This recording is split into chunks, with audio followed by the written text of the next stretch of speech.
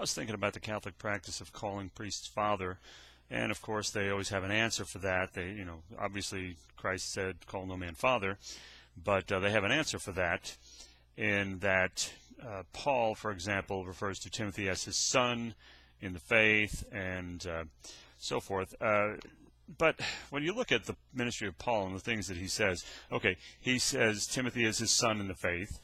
He claims to have led Philemon to the Lord, and he calls Onesimus, Philemon's slave, also someone that he had begotten in his bonds.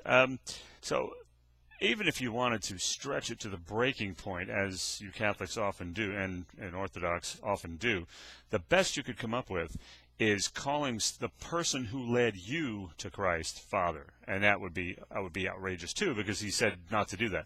But even then, that would be all you could get away with, is the person who led you to the Lord, if indeed it was a person.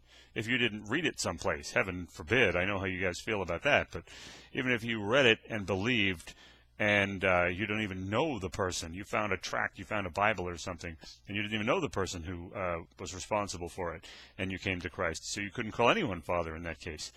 But calling someone father is obviously unscriptural and unwarranted, and if ever, it would only apply to the person who personally led you to the Lord. He would have begotten you in the gospel, as it were.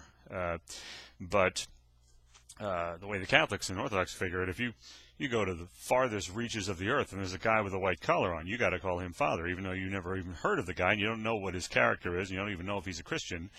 In fact, if he's wearing a collar, he almost certainly isn't.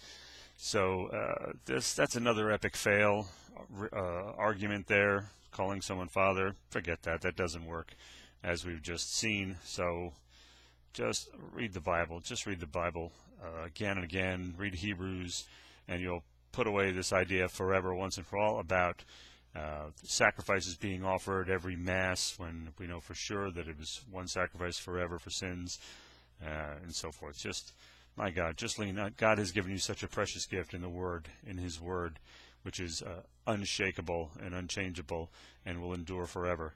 And you put your trust in men, and it's very sad. And I hope in this coming year, 2012, that many of you flee from the harlot church and come to the arms of Jesus Christ, and don't rely on men and their sacraments, but rather Christ and His gospel.